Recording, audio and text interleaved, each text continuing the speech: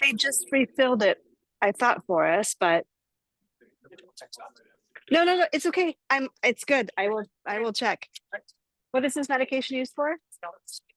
Depression. Okay, that would be his primary. Thank you. Terry's on the phone in chat. Hi, Terry. Oh, sorry. I'll mute. That's okay. Just so you know, we can all hear your conversation.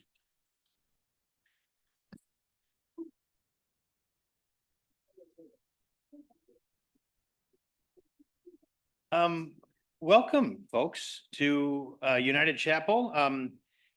These chapels have been kind of heavy and hard sometimes, but also powerful in the last few weeks because the world's on fire, and we need powerful voices to come and share with us. We were gifted a couple weeks ago with President Marshall and Jen Madrine, who really grounded us in kind of our work that we have to do right now. And last week, two wonderful students, Bridget Weber and Michael Coyne, really blessed us with music and a message we needed to hear. And this week we moved to this cadre of wise and wonderful souls that Cindy Beth talks about all the time at United, our United alums.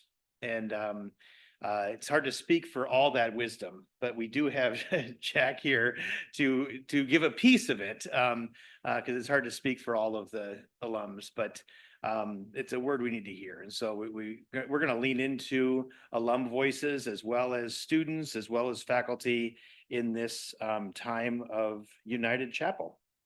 And so we're really blessed. So thank you, Jack, for coming to be with us today, and for all of the alums.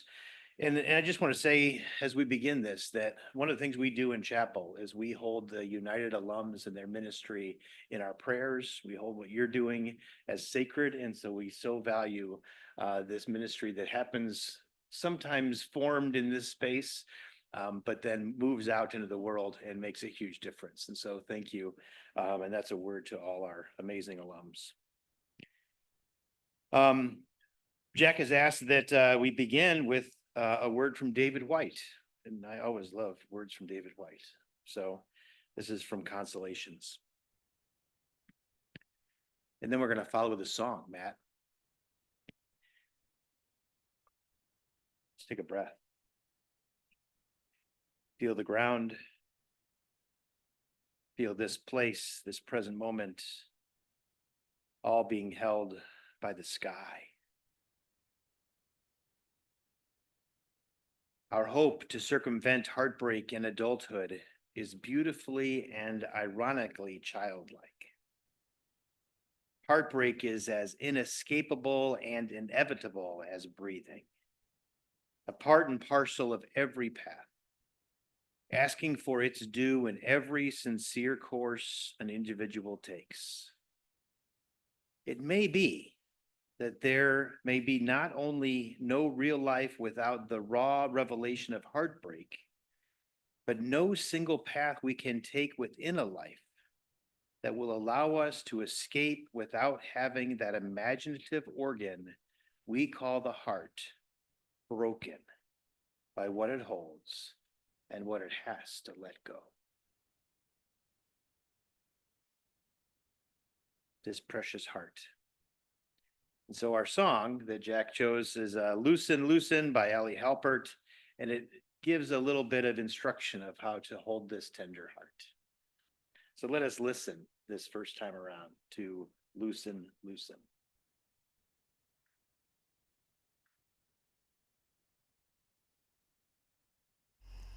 Loosen, loosen, baby. You don't have to carry the weight of the world in your muscles and bones. Let go, let go, let go. Loosen, loosen, baby.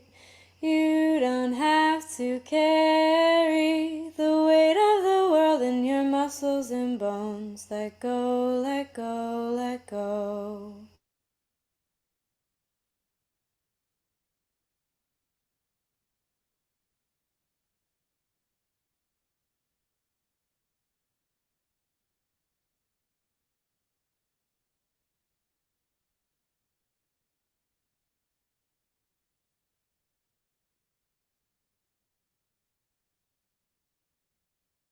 will you ease this pain? Loosen, baby, and you don't have to carry the weight of the world in your muscles and bones. Let go, let go.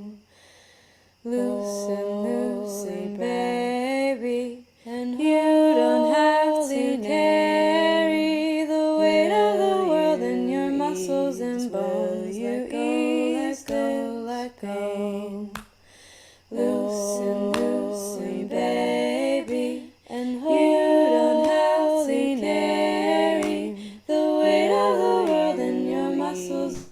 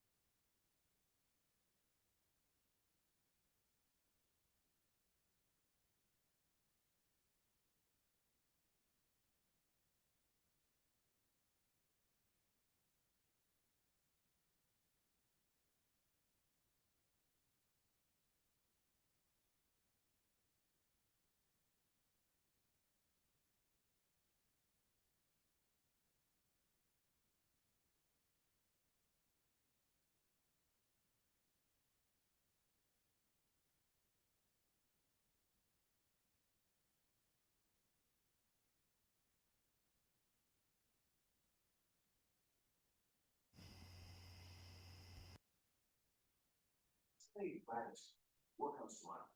Whether it's a daily practice or it feels hard being grateful these days, it's important to show yourself gratitude by investing in. I'm delighted to introduce the Reverend Jack Gaede. We were seminary colleagues back in 2017 when we both graduated, and Jack now serves as the associate minister at White Bear Unitarian Universalist Church in Mahtomedi. And we are so grateful to have you with us today. Thank you, Jack.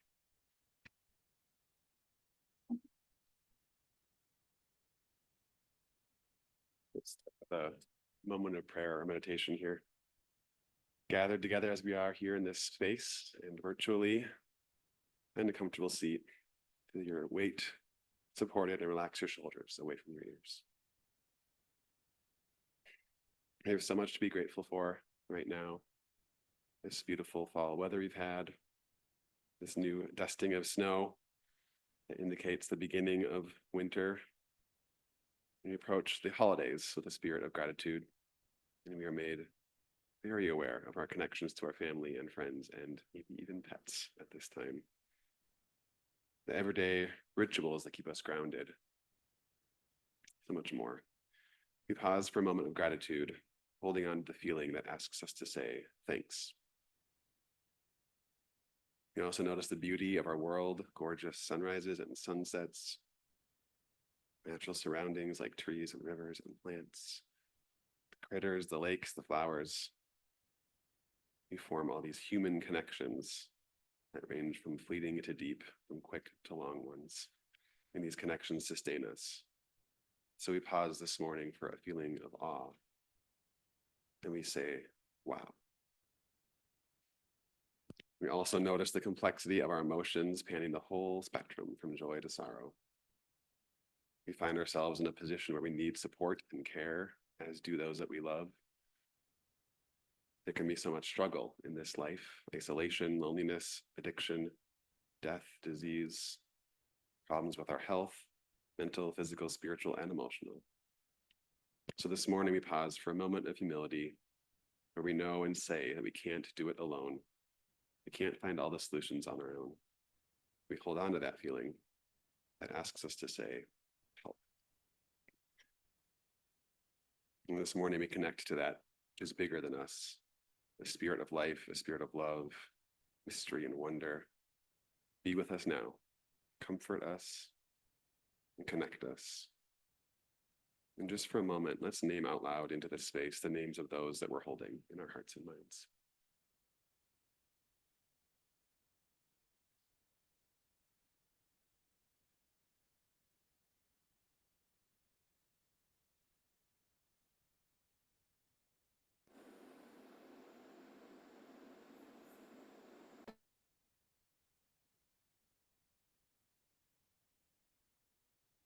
knowing that together we are more able to hold these things than we can alone. May it be so. And amen. Now we have a story.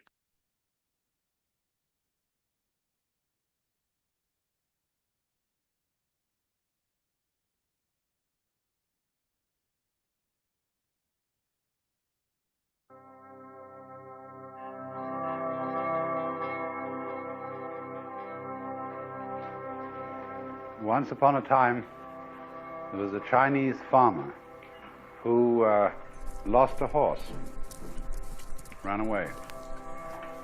And all the neighbors came round that evening and said, "That's too bad." And he said, "Maybe." The next day, the horse came back and brought 7 wild horses with it. And all the neighbors came around and said, "Why, that's great, isn't it?" And he said, "Maybe." The next day, his son was attempting to tame one of these horses and was riding it and was thrown and broke his leg. And all the neighbors came round in the evening and said, "Well, that's too bad, isn't it?" And the farmer said, "Maybe." And the next day, the conscription officers came around looking for people for the army, and they rejected his son because he had a broken leg. And all the neighbors came round that evening and said, "Isn't that wonderful?" And he said, "Maybe."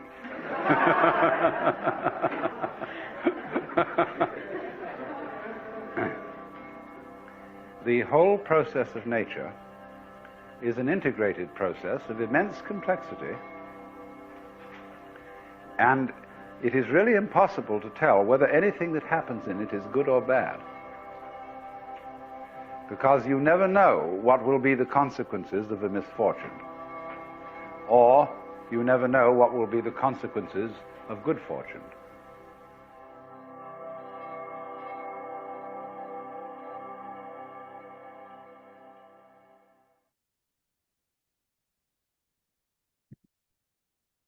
So for just a minute or two, I'm going to invite you to reflect, whether that is just in your own head or on paper, if you're a journaler, just for about 2 minutes, to wonder about what these uncertain times call for. What do these uncertain times call for?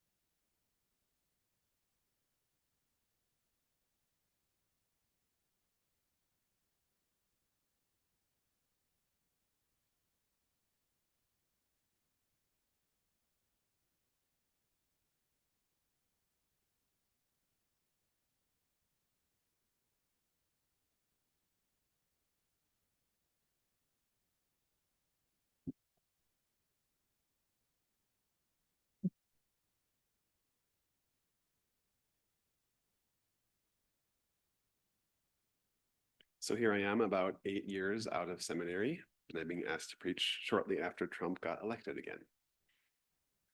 Feeling a lot of deja vu. In my final semester of seminary, I was actually asked to preach the day before his first inauguration. I'm feeling a similar amount of uncertainty that I did then. Hence the title of today's sermon and the reflection question for you all. What do uncertain times call for? Many of us are feeling uncertain right now, I'm sure for a variety of reasons. Some of you might be starting your second semester here, ending your first semester, I don't know, right? Maybe you're at your last semester, maybe you're teaching in your first semester, teaching your last semester, any combination of things that could bring us into this moment and make us feel like we're in a place of uncertainty. The question about what to do in times of uncertainty has led me, 4 years of seminary, 8 years in seminary, to one simple answer: play Tetris. Now I know what some of you might be thinking. Jack, I already do play Tetris and I still feel uncertain, but just hang with me. It'll make sense in a bit. You see, with Tetris, you're never given the option to see very far into the future. The most you ever know with utmost certainty is the very next piece. That's it. You're only given privileged information about the next step. Never 2 steps ahead or contingency planning based on that weirdly shaped piece that is still 5 pieces away. It's just the very next piece. And with that information, you must make a decision. Tetris forces you to get good at 3 very useful skills, and I have a mnemonic device to help us remember them. ACA. Acceptance, curiosity, adaptability.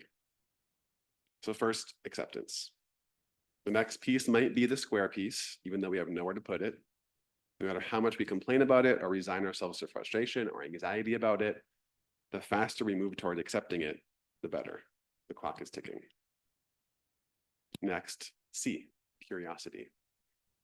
If we line up everything perfectly so that the only next piece that could possibly work to our advantage is the piece shaped like an L, and we don't get it, we might feel particularly lost, right? If we remain always curious about what may come, how might that improve our ability to set up for different possibilities of success? And the final A, adaptability. Tetris's main premise is to test how quickly one can adapt to ever-changing and challenging circumstances as they fly at you in increasingly rapid succession. Now, before you start to worry, I don't think that life is a game and that there is some kind of sadistic game maker throwing harder and harder challenges our way until we fail. But by way of analogy, Tetris is a helpful way to look at how to handle complexities and uncertainties of life. So allow me to unpack these 3 skills without using Tetris as the main analogy. First, A, acceptance. In order to learn the value of acceptance, I think we have to learn a bit about that David White quote that T. Michael read for us. Heartbreak is as inescapable and inevitable as breathing. And that feels real in a time like this. Just as it was true 8 years ago, just as it was true many times before. And acceptance of that doesn't mean that we don't fight against injustice and activate against harmful policies, but it does mean that we don't just feel heartbroken and give up. We feel our heartbreak, we join it together with the heartbreak of others, and we let that joined heartbreak lead us to a more galvanized and steely resolve to commit to making this country a better place, especially for those among us who are variously marginalized or oppressed.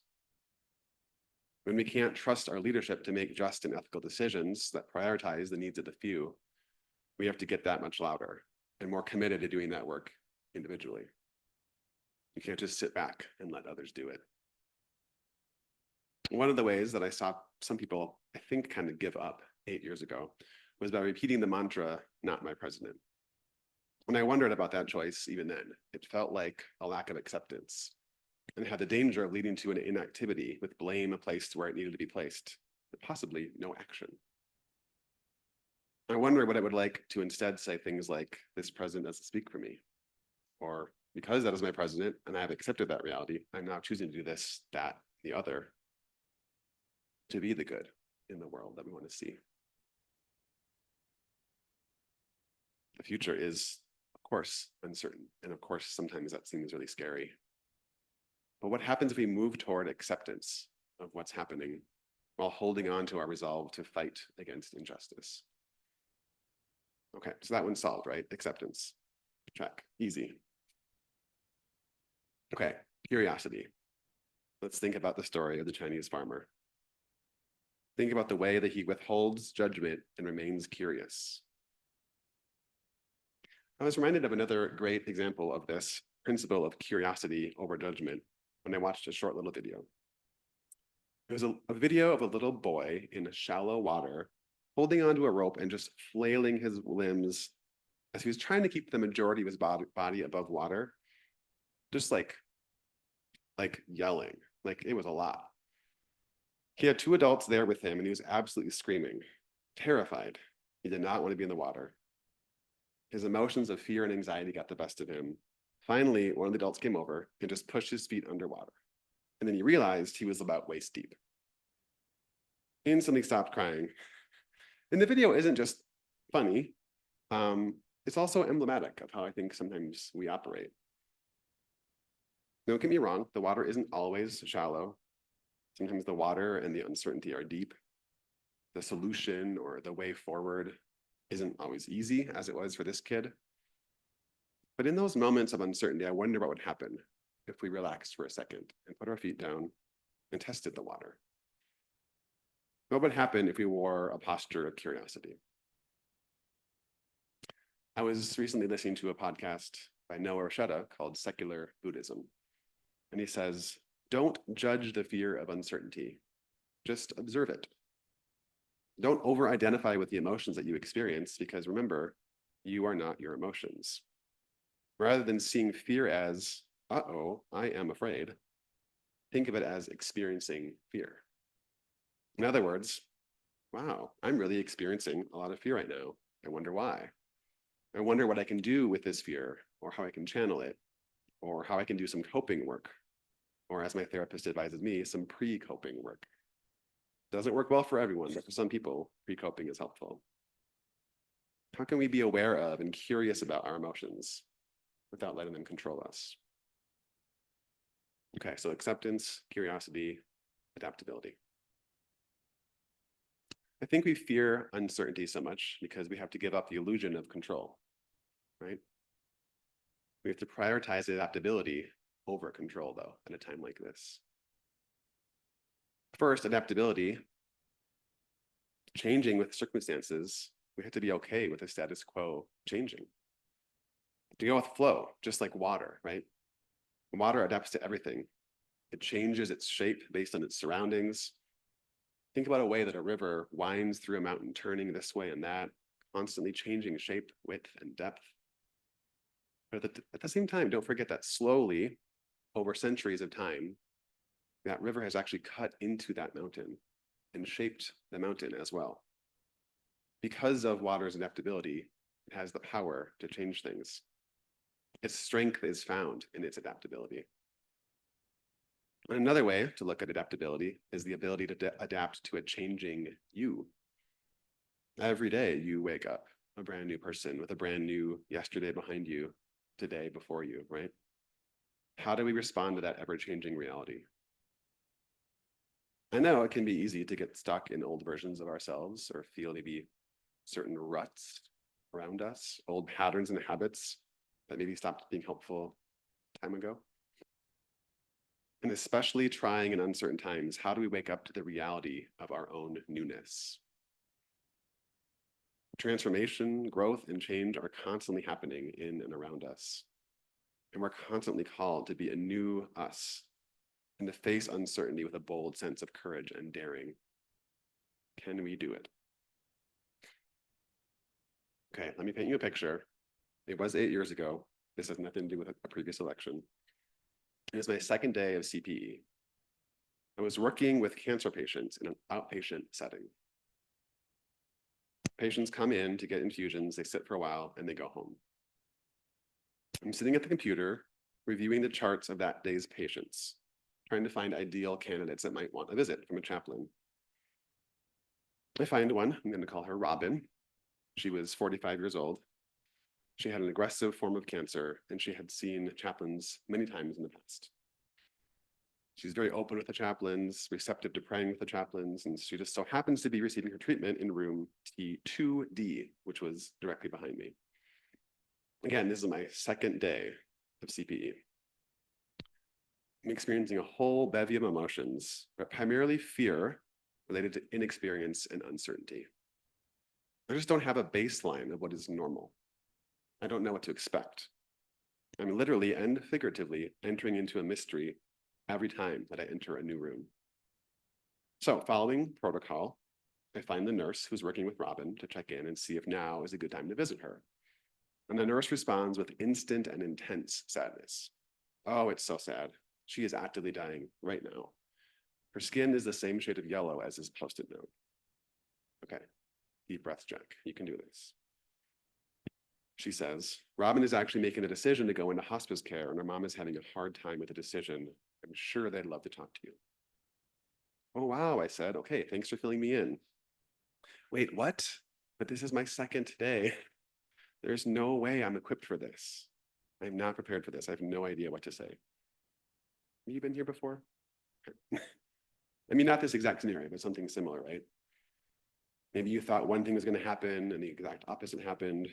Maybe you felt completely and utterly unprepared to handle the uncertainty waiting on the other side of a threshold.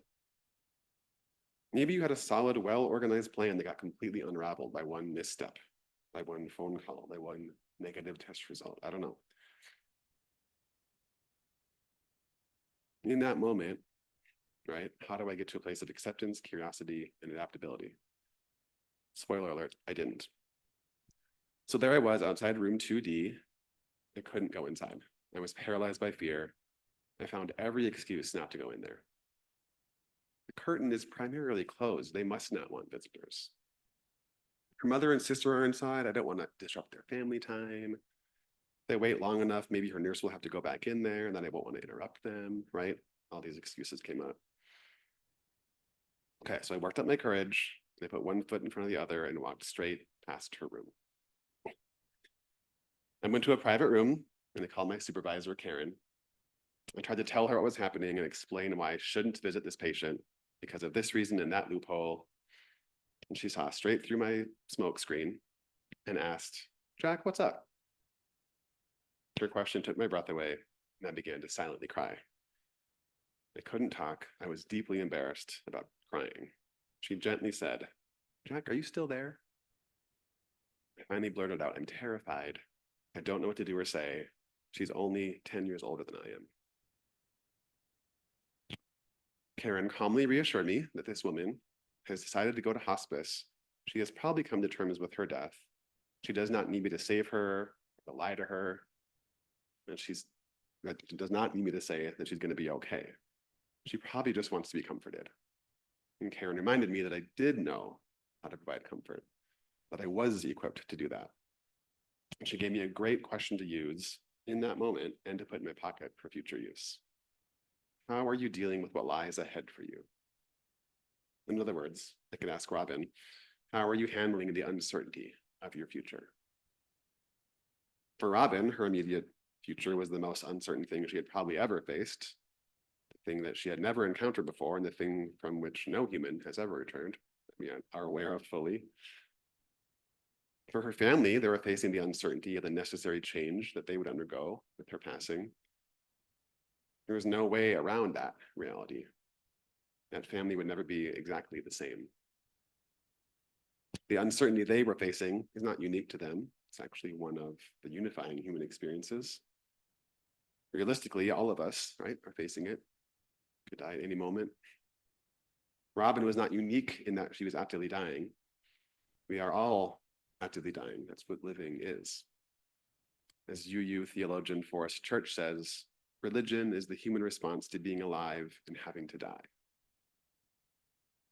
So as religious leaders and ministers in training, many of us, right, learning how to ask the hard questions, both of ourselves and of the people to whom we're ministering. How are you dealing with what lies ahead for you? How are you handling the uncertainty of your future? I wonder about how we can work toward a deeper and radical sense of acceptance that takes into account the present, as painful as it is, right? Regardless of the heartbreak causes. And how do we metabolize that heartbreak? How can we be like the Chinese farmer and bring a spirit of curiosity, even when we experience events that could easily be judged as good misfortunes or horrible misfortunes? And how do we be like water and learn how to be adaptable and flexible with changing times? Impermanence and change are the only unchangeable and permanent guarantees in this world. So, in the midst of this disorienting and sometimes fear-inducing uncertainty, here is a list of just some of the most radical and daring things I think we can do. Plant a flower. Take one step. Commit an act of kindness for one person. Build community. Lean in even further toward the doubts, anxieties, and uncertainties of life, and see how you can adapt to them and change them in the process. And lastly, echoing Forrest Church's definition of religion, be religious. In other words, know that you are always both alive and actively dying, and then live accordingly. May it be so. Let's sing our song one more time together. Loosen, loosen. We can sing along with the recording. Feel free to pick a guitar part and just sing along.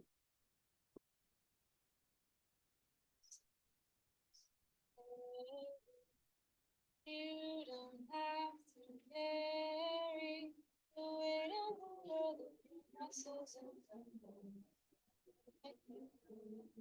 bones. Loosen, loosen, baby. You don't have to carry the weight of the world in your muscles and bones. Let go, let go, let go. Holy breath and holy name. Will you ease this pain? Holy breath and holy name. Will you ease this pain? Loosen, loosen, baby, and you don't have to carry the weight of the world in your muscles and bones. Let go, let go. Loosen, loosen, baby, and you don't have to carry the weight of the world in your muscles and bones. Let go, let go. Loosen, loosen, baby, and you don't have to carry the weight of the world in your muscles and bones. Let go, let go. Loosen, loosen, baby, and you don't have to carry the weight of the world in your muscles and bones. Let go, let go. Loosen, loosen, baby, and you don't have to carry the weight of the world in your muscles and bones. Let go, let go. The weight of the world in your muscles and bones. Let go, let go. The weight of the world in your muscles and bones. Let go, let go. The weight of the world in your muscles and bones. Let go, let go, let go.